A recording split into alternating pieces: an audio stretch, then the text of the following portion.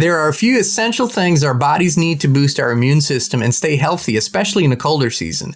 Me and my family use Z-Stack, Z-Detox, and Z-Flu developed by the great Dr. Zelenko, who has a place in history for his tremendous life's work. With every purchase of Z-Stack or any other of Dr. Zelenko's products, you also support the Zelenko Freedom Foundation in their tireless work to bring back medical truth and freedom to everyone. To save on your Z-Stack order today, use coupon code INSPIRED. Please find the link to order down below.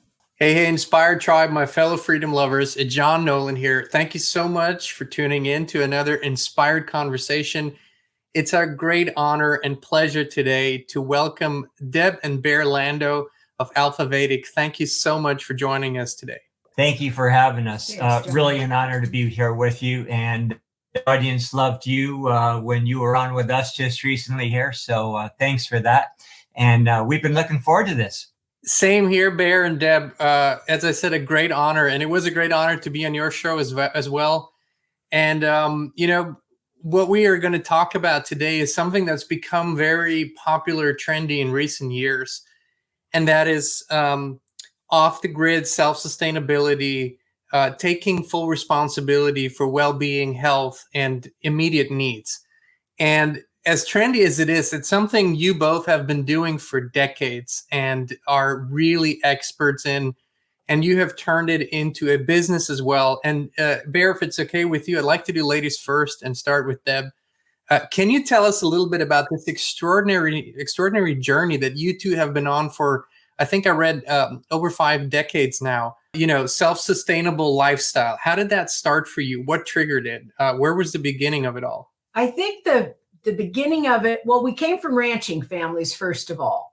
So you didn't grow up in the 50s. Still in the 50s, people had pantries with food. There was always something, just in case something happened, there was an emergency. So it was part of the lifestyle, even in California, believe it or not. And so having that ingrained in our early years, then when Barre and I got together, we decided at one point that we would become caretakers for a Girl Scout camp way back in the mountain range of, east of Napa Valley, the wine country back then, which was very, not much in population. And that made us even more aware. So we started to do our homework.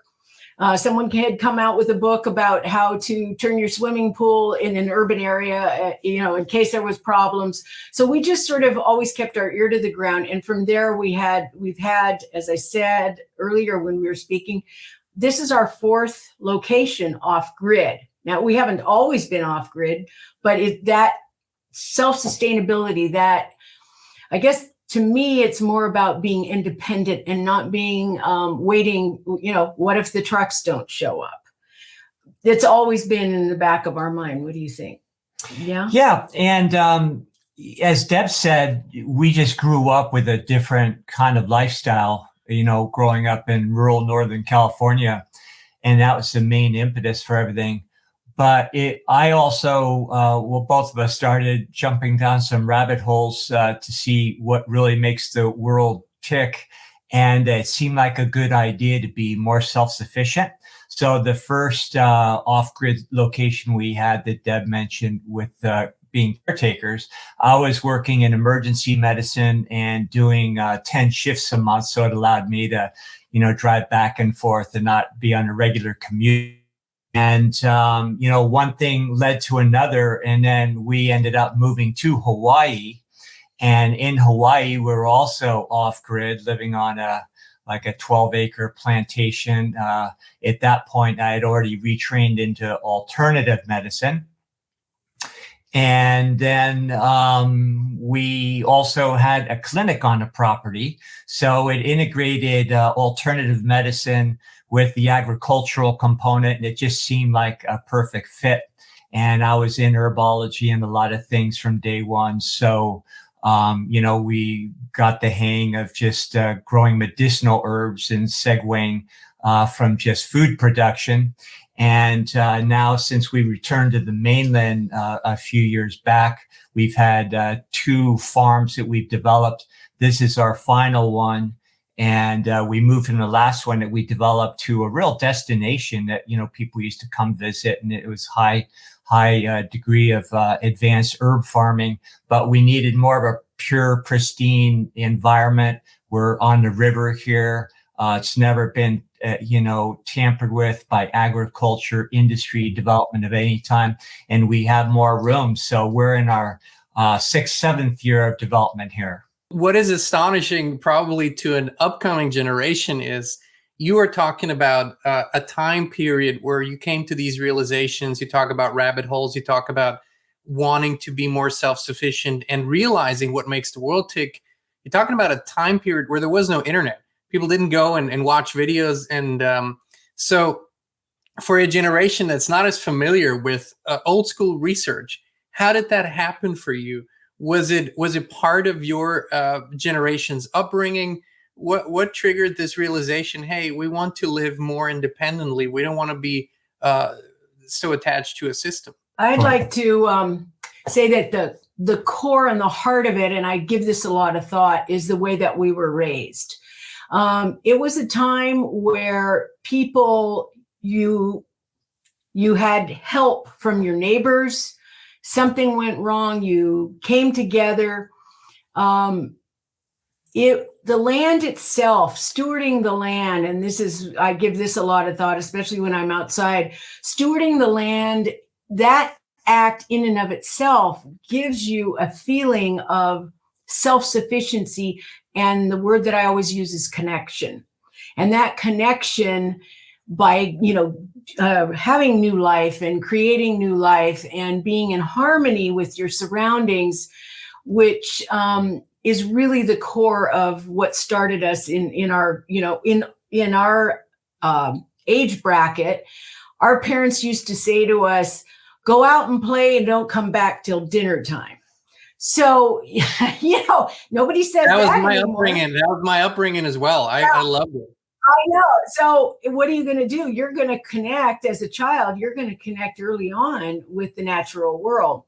I think just for me personally, that's one of the most distressing things that I see now is the disconnect, because as you mentioned, technology. It can be advantageous, but it can also be, we see the disconnection. Another thing that Barre and I did when we came back to the mainland from Hawaii, we've lived in several different types of climates that have all funneled into us being self-sufficient on the land, is we were in one of 5 Mediterranean climates down in Southern California. And that was where we had our first nursery and farm supply store. And then we had a second one on the Lost Coast in Northern California when we left there. And the people in agriculture down there are generational. They were so generous with the teaching, and it was a quantum leap for us in our farming and growing practices. That was wonderful. And then we've kept doing it since then.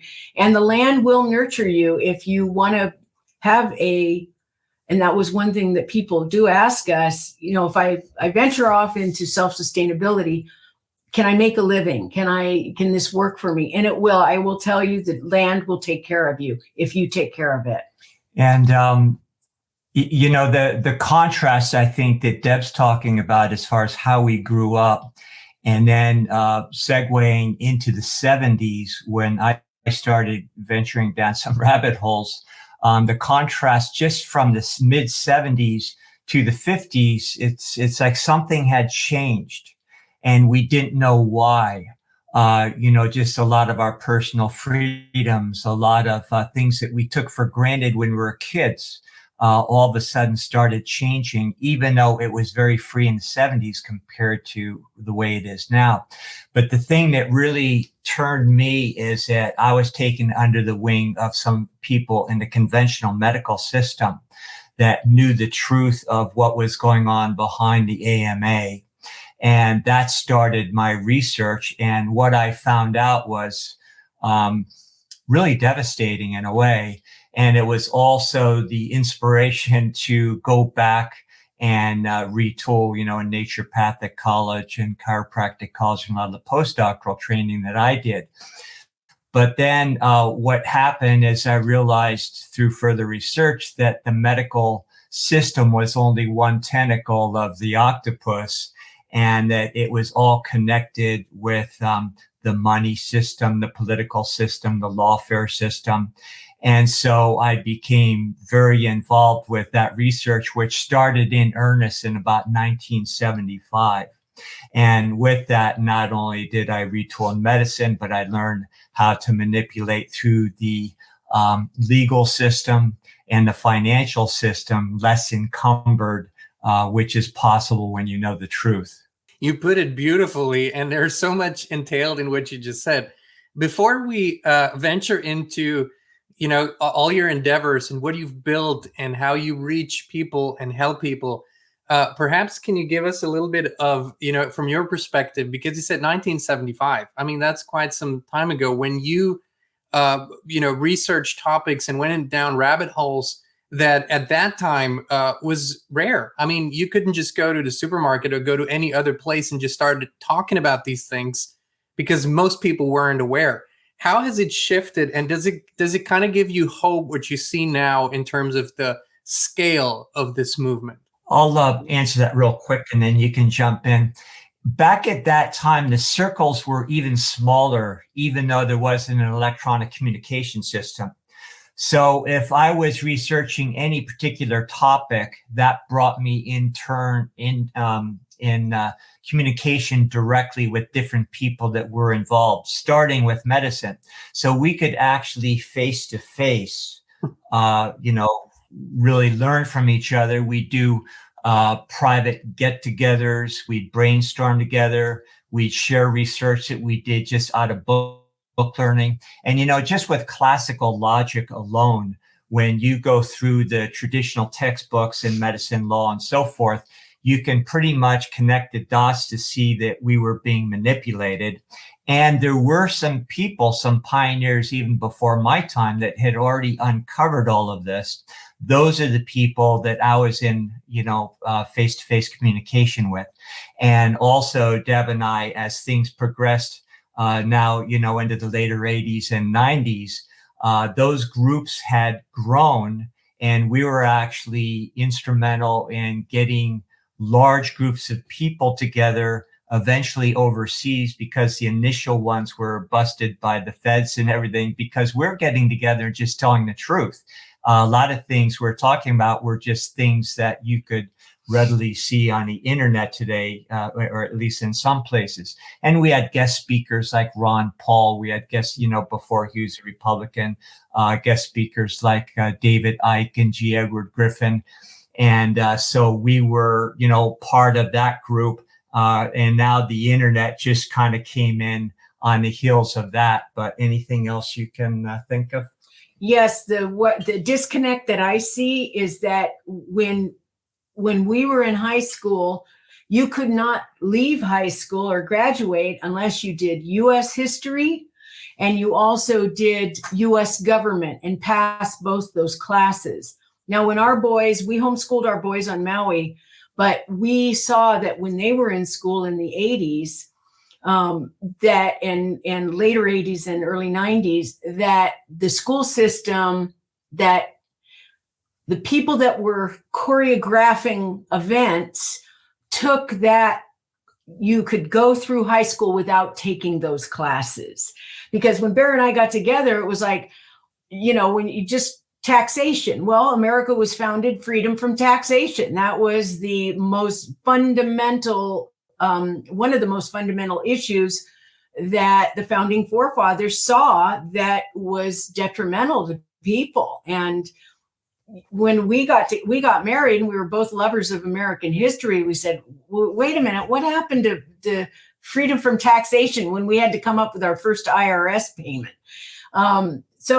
History, we've seen this, this changing, especially in the school system. And look at what we're facing now with school systems.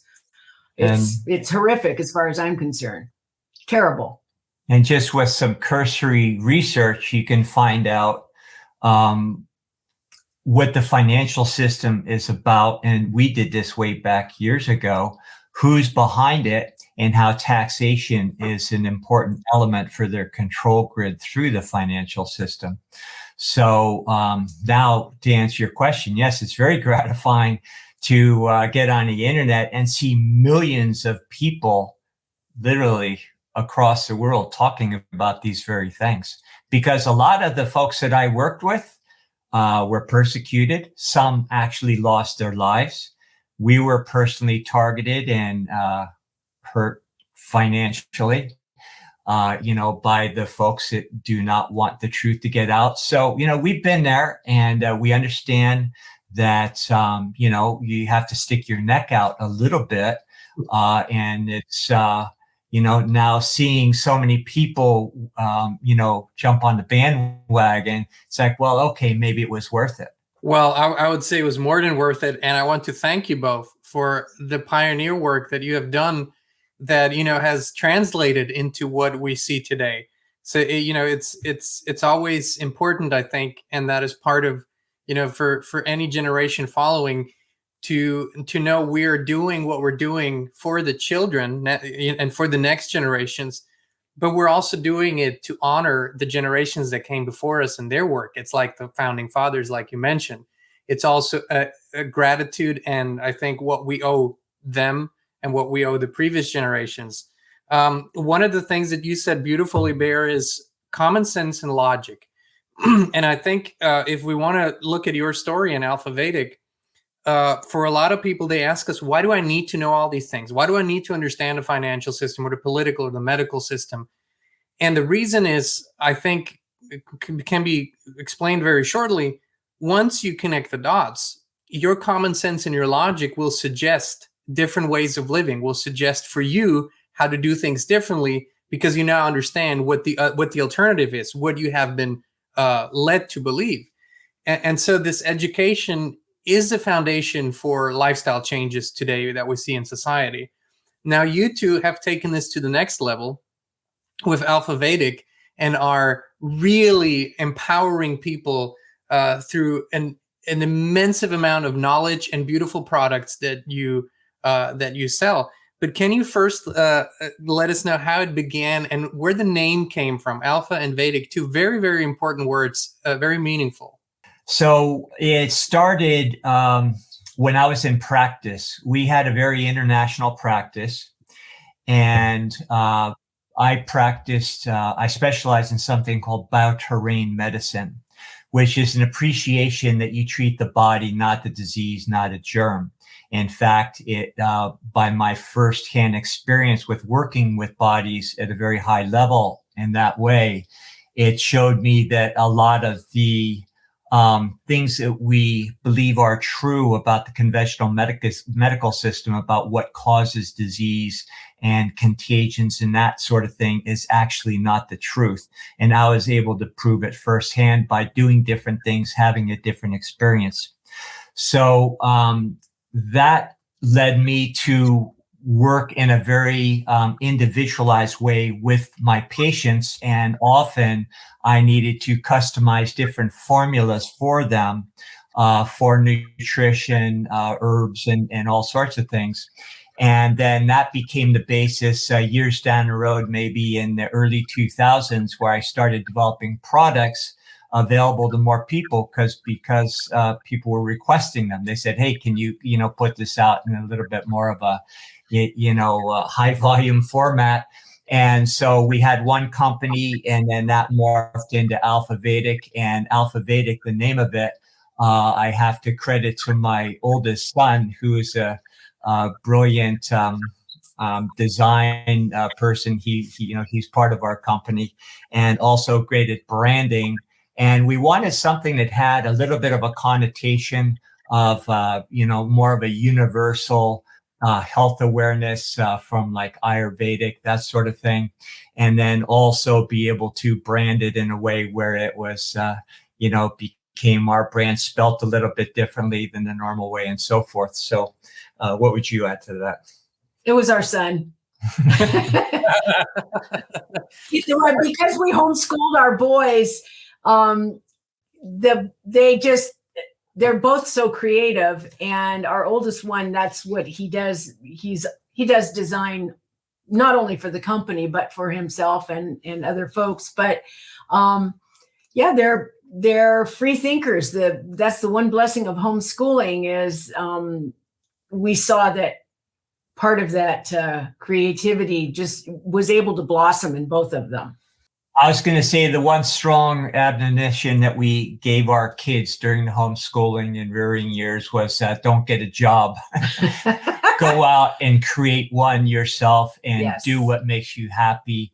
Do what's on purpose for you and do something that will benefit others. And they're both doing that. We're proud parents, as you can tell. That is absolutely wonderful and something we can absolutely relate to as we have raised our children in the exact same way. And they too are working with us and bringing their own beautiful visions into the work. Now, you said you have had multiple off-grid locations that you lived in, that you created, and where you're at right now, this is the center of Alfa Vedic. So can you run us a little bit about, through the operation, how it works, how many people are there?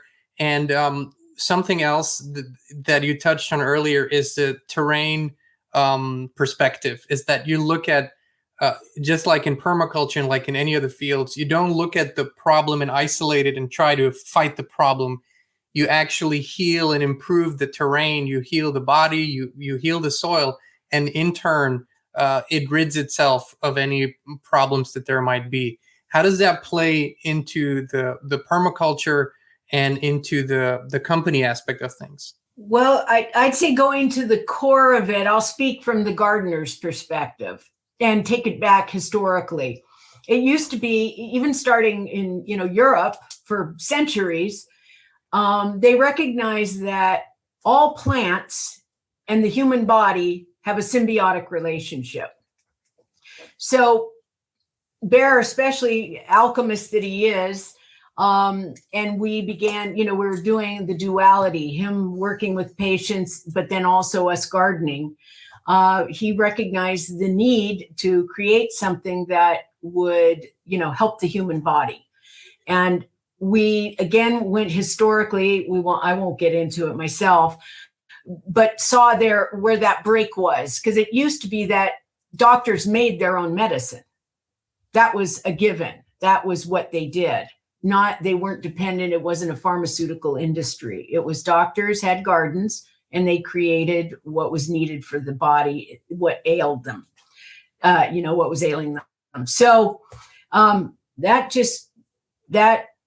when we found this location, that was the segue for us, because the land here and the water here is so pure and so beautiful. And I think we're one of the top 3 cleanest rivers in America is where we live now. Beautiful. Absolutely beautiful. I saw you taking notes there, Barre. I assume you have something to add to that. You caught me. Yeah, what I wanted to add just quickly is that, everything we're talking about, Deb and I have been on a very a similar spiritual path since day one, and we look at things a little bit deeper. We believe this is a spiritual evolution, and the folks that are maybe we think are contrary to that are really trying to stifle our spiritual expansion. And when you get into medicine and agriculture, to appreciate it fully, you have to go into something we'll just loosely call transmutation. And I believe we are in the age of transmutation. In the old days, that word was loosely called alchemy. Now, alchemy is a complete science. And I know it conjures up all sorts of different imagery, to different people, but alchemy was bastardized by a linear chemistry that came about to bring us into the superstition of materialism. And so when you talk about farming or healing the body, the first thing we have to understand is that we live in a unified realm. And this realm is all operated on a level of resonance, and that resonance creates form and function. We could talk at length, as we do on our platform, about how that happens. But this form and resonance is a product of that energy, which is a product of our own consciousness, and of course, initiated by the consciousness of our creator. So when I'm practicing medicine, I understand that a body can only be as healthy as the external ecology and vice versa, because the resonance between soil-based organisms that live within us, that, that life would not be possible without, that's why it's kind of ludicrous that we think of microorganisms as contagions and disease producing, when in fact it's the opposite. And then we also have these capacitors in the ground, these elements, these metals and things that gather this resonance. We bring in those into our bloodstream through proper nutrition and proper agriculture, and the cells of our body then use that to keep us, healthy, and more important, healthy in a way that our physical vehicle is able to capacitate or bring in a lot of light and further our spiritual evolution, if you will. So there's no disconnect, or let's just say separation, between our agriculture and our medicine. And one final comment with transmutation is you realize that everything in the natural order is not fixed. It is always in a state of being.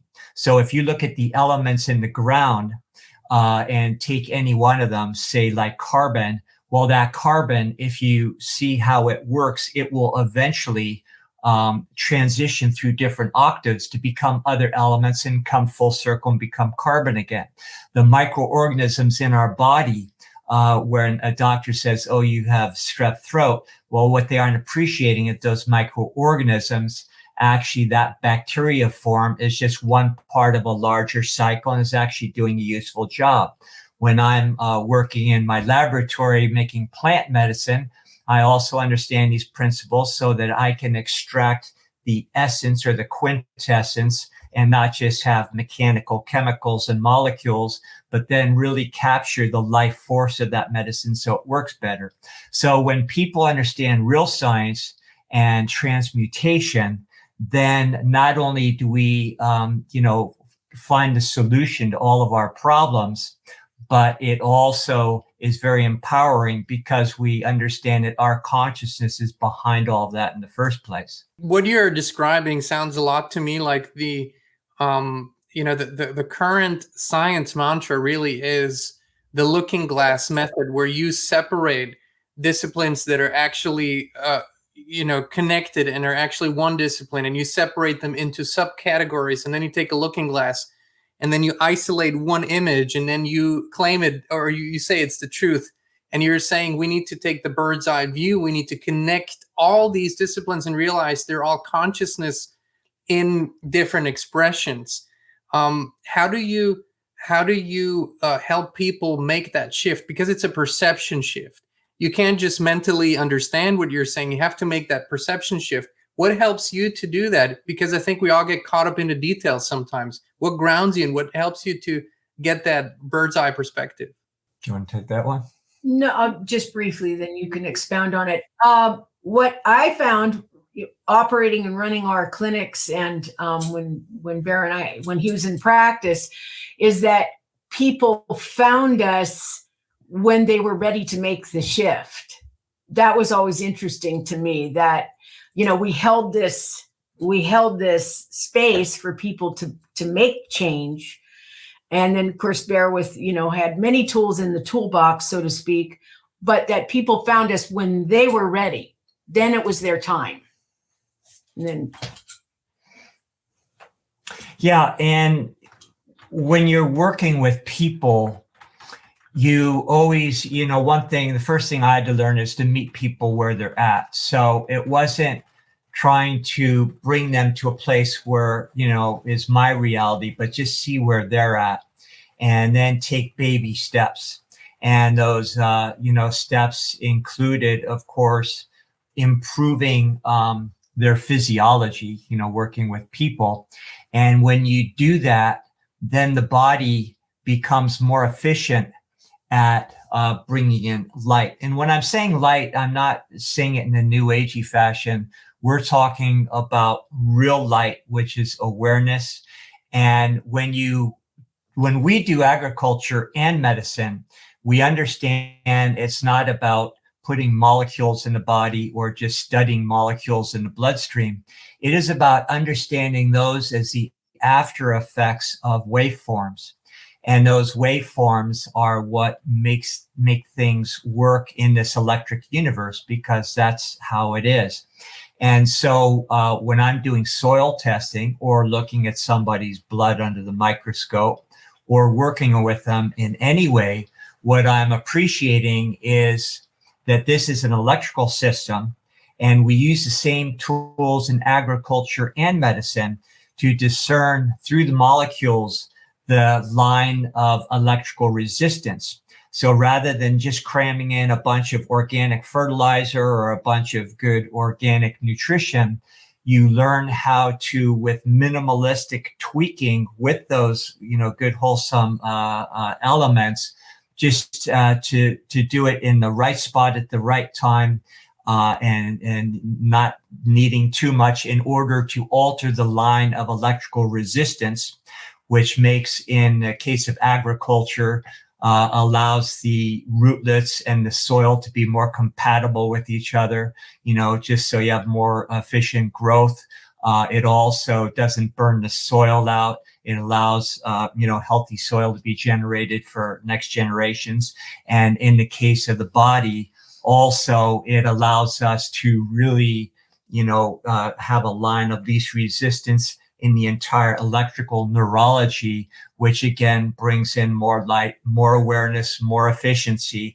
And also in both situations, it helps that transmutational natural inclination work more efficiently, because when the body is operating more on all cylinders, and if there's some element that is missing in the diet, then the body can take any element, including carbons from plant-based material, turn them in, transmute them into nitrogen, and provide within itself what is not being supplied externally. So transmutation happens on all levels: soil, bodies, in the atmosphere, the air that we breathe.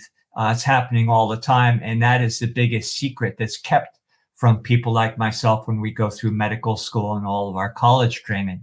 I think it's the biggest secret that's kept from all of us. And it all comes back to this amazing abilities that we all hold, and these capabilities we have, and the organism as a whole has, which the more we go into, like we said earlier, into technocracy and extreme technology replacing natural processes, the more we lose of that. Now, you two are both very passionate about education and helping others gain this knowledge, but also start this lifestyle of self-sustainability, and I would really say independent thinking. What is your beginning advice for people that are watching and listening, and that feel in their spirit a strong pull towards that? How do they begin? Where do they start? What are the first steps? I'd say the first steps are to feel good about questioning everything, because early on we're taught to not question pretty much right off the bat as children. And we've had a lot of patients come and go over the years that have said, well, or anything that they've seen as children or asked their parents about, there's the disconnection or the doubt of one's inner wisdom and knowing is taught pretty early to not be in touch with that. So I would say feel really good about questioning everything. And the great thing, now here's the great thing about technology now and the internet, you can find anything. You can find answers to just about anything. And, trust your instincts. Trust your heart will tell you, not your mind, but your heart will tell you what is right and what works and what is the truth. And don't doubt that your truth is okay, because your truth really is okay. As long as it's not harming life, then that's your truth, and it's a good one. We had a lot of years to develop skill sets, but I think people now, with the availability of information, can hit the ground running and maybe not take so long as it took us to just, every plot of land we had to understand, okay, this is a different ecology, it's a different climate, and so from each of our locations, we learned quite a bit. So for people starting now, my advice would be just start growing anything. I don't care if you live in the middle of a city and you're doing a sprout garden in your kitchen sink. Just get the knack of working with the natural elements, making things grow. And if you put out that intention that you want to have a bigger space, whether it's a bigger yard or actually have a farm or even go off grid, then that intention, will come to be. We have a very unique situation here, being completely off grid and surrounded by wilderness. It is labor intensive. And a lot of people say, well, that's a little sketchy. You have to provide your water, your electricity, everything. There's nobody here to give us, one single thing. But also, it's very empowering, to say the least. And when we look at the news and see what's going on every time there's a storm or a fire or some such thing, and they have these rolling blackouts and everything, well, we live actually much more elegantly off-grid compared to what people are enduring in the cities right now. And we also feel like our destiny is in our own hands. So as far as the labor-intensive part, it just becomes part of your lifestyle. And for ourselves, we're in our 70s, which we don't feel old because we're out there, digging ditches and, doing, moving big boulders around. And it actually keeps you young. And I think Deb could also tell you about how gardeners are healthy compared to average people. I took a garden design class at one point, and it was taught by a physicist. He had been a physicist, and he was telling us that, and I figured this was his penance, because he had developed weaponry to operate in outer space to do what weaponry will do. But then simultaneously, he'd done some research. He said anyone that works with the soil, he said gardeners live 20 to 25 years longer than people that are not gardeners. And again, to me, I look at it is the frequency, the radiance that you get from plants, handling plants. That's the gift. Because I could be I could be depressed or not feeling good that day or something, something will get me, and I'll go out, and as soon as I start gardening, I'm fine. It's the connection. Again, for me, it's connection. It's what happens in nature, and it's how we were meant to live. And I think this is also what we're observing is, rather than in previous years and decades where people have really paid attention, I mean, the people who knew what was going on paid attention to prepping, right? And that's one aspect. But I think we're in this stage where we realize that a lifestyle change is necessary if we do not want to be dependent on a system that is becoming increasingly totalitarian.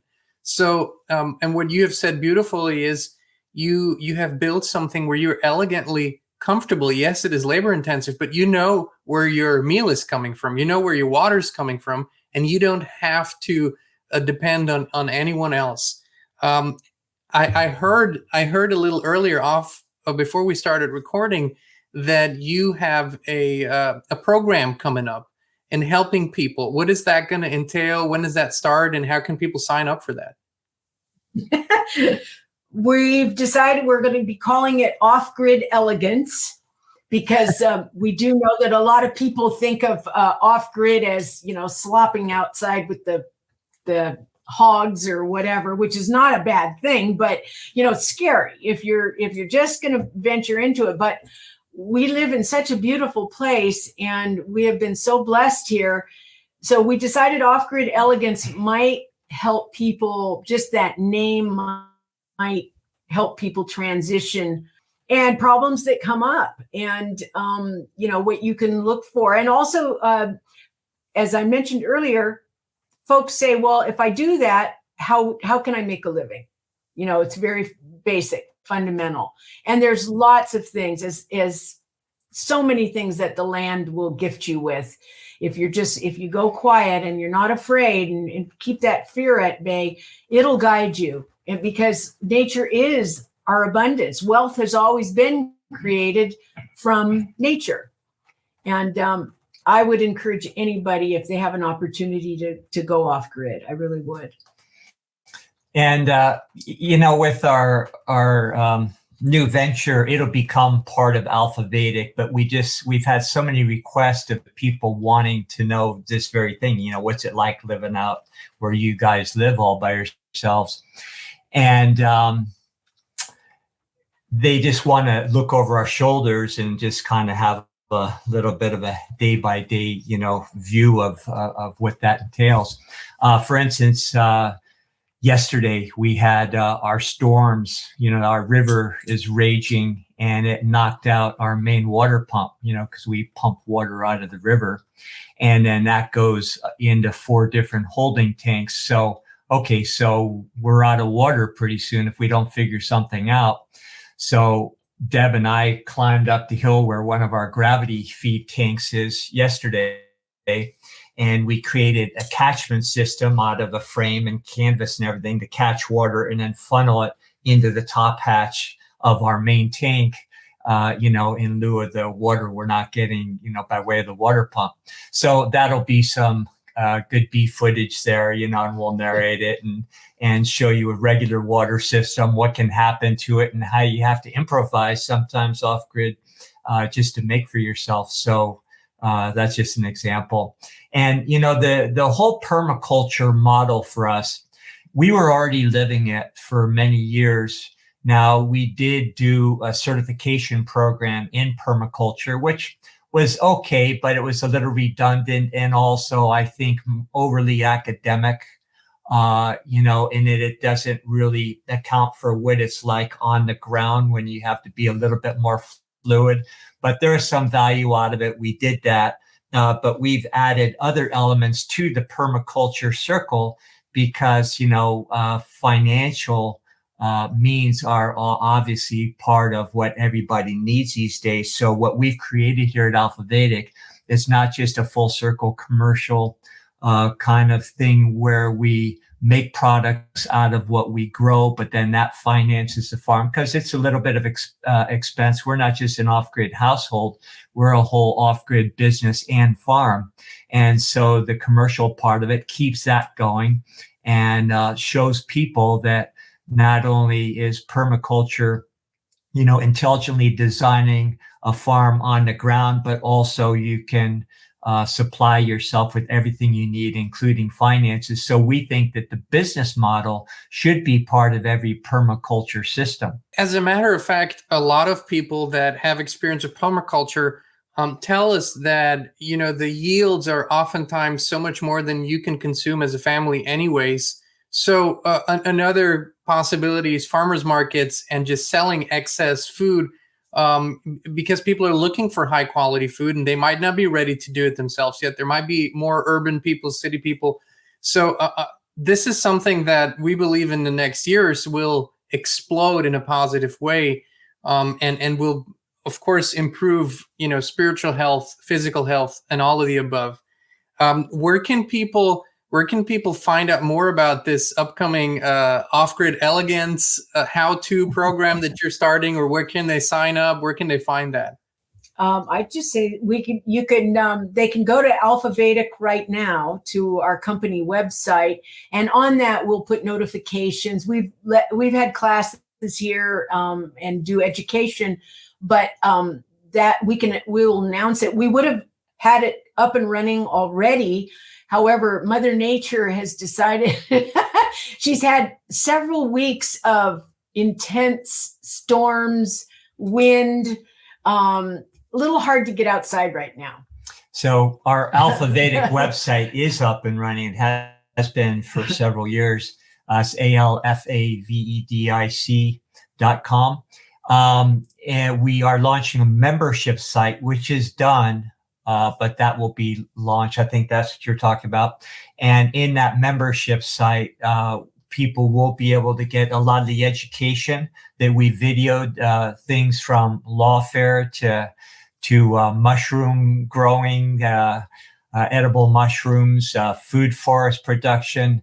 All those things will be available. So we're doing regular workshops, doing nature walks around here, showing, things that you can wildcraft, here in the Pacific Northwest. So all those things will be available. And then we have our podcast channel. YouTube is just one of them, but you can find us there.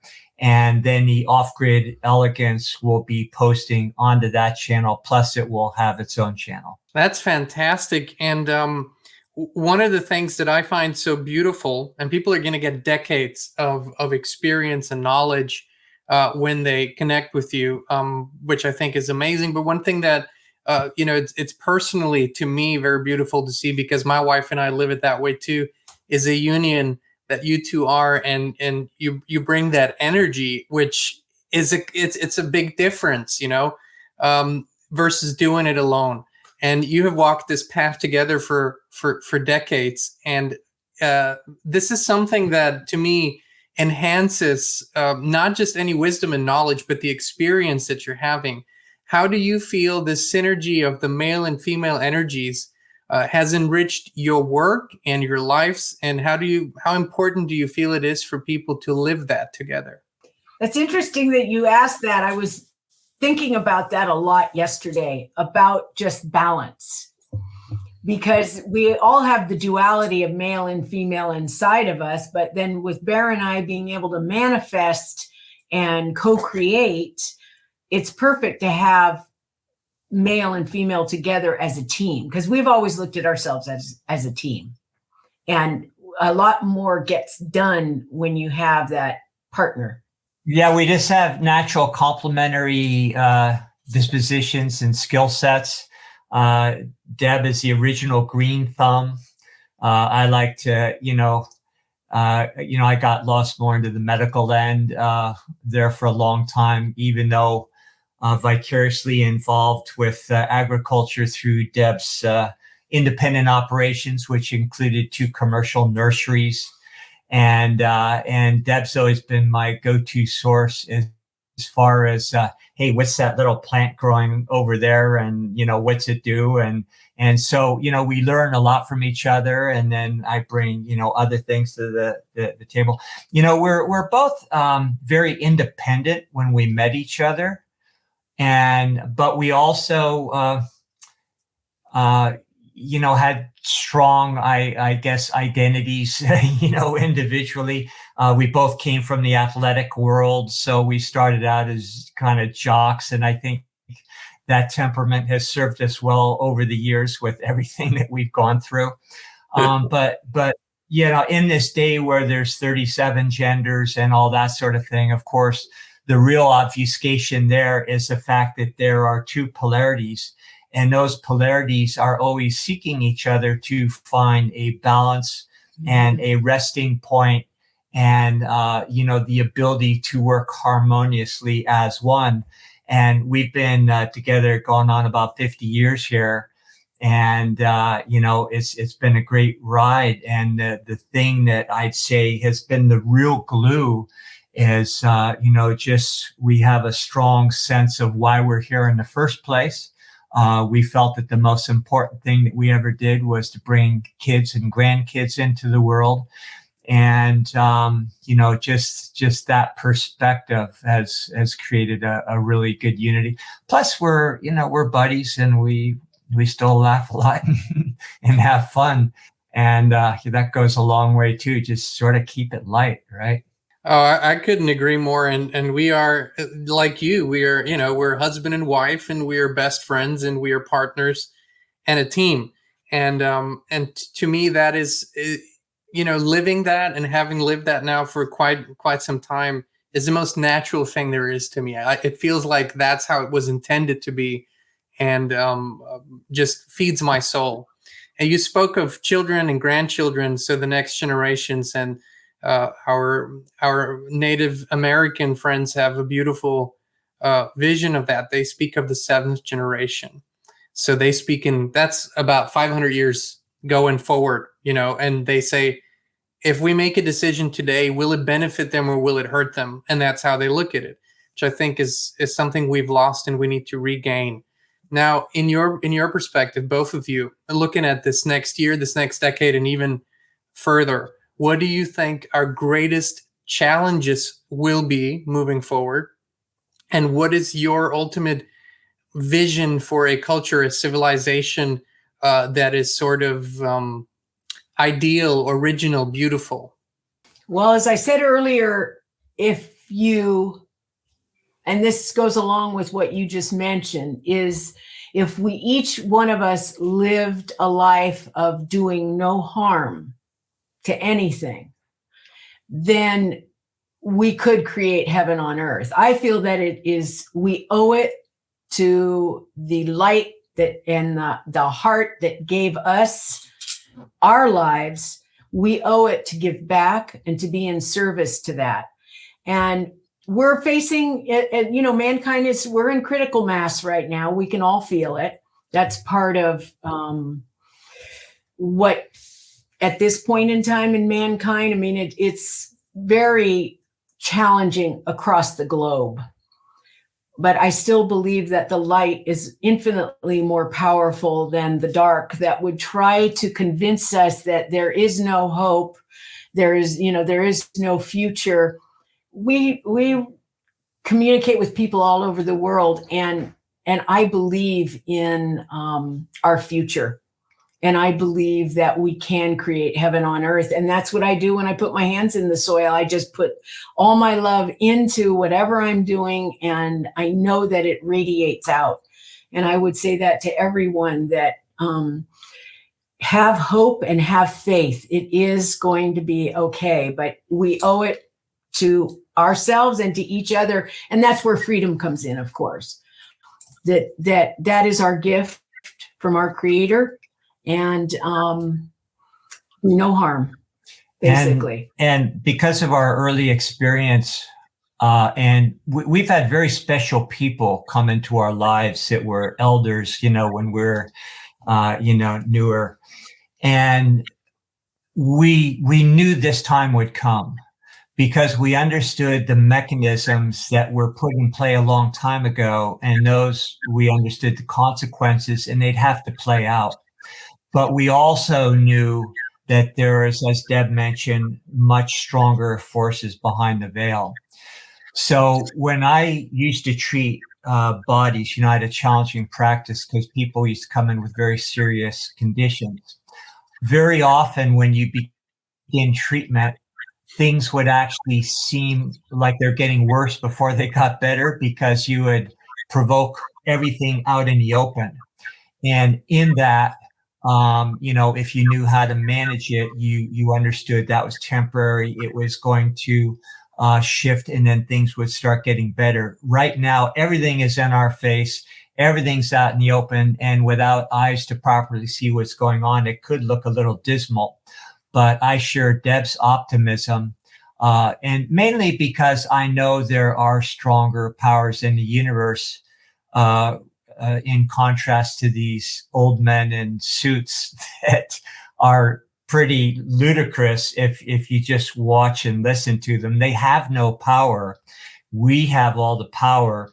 And the whole point of everything that we're doing on our end is to just help ourselves as well as other people come into the realization of we can exercise that power anytime we choose. Those are beautiful answers, and I think they're so representative of the best of the female and male energies what you two just said beautifully. It's quite literally, how oftentimes I hear my wife and I when these conversations play out, and we too we're more than hopeful because, like you said, we hold the keys. I mean, it's always been like that. All we have to do is remind ourselves and each other of that. I want to thank you both for your time today. I would also like to invite you back already as an open invitation. Perhaps as soon as the Off-Grid Elegance is operational, perhaps you want to come back and share a little bit about what people can expect and how this is going to play out. We'd love, because what we really want to do every day is encourage people to step into action, inspired action, and start today. And you two are such a wonderful inspiration. I want to thank you both, Deb and Bear, for taking the time today. Thank you so much. Thank you. Thank you. And I look forward to doing this again. Absolutely. We look forward to, and I want to encourage everyone, Inspired Tribe, go to Alfa Vedic, that's spelled ALFA, Vedic.com. From there, you can go to all the different endeavors that Deb and Bear have, to the social media, the podcast, the education, the beautiful products, which we're great fans of. And we look forward to having them back. And thank you, Inspired Tribe, for tuning in. We love you. We appreciate you. We'll be back with you again very, very soon. We're more dedicated than ever to provide authentic, truthful, and uncensored information and inspiration. That's why we created the Inspired community on the free speech platform Locals. There's no censorship, a free flow of information, and it's more personal and intimate. And you can join us as a free member or a paid supporter. Please visit inspired.locals.com and join us today.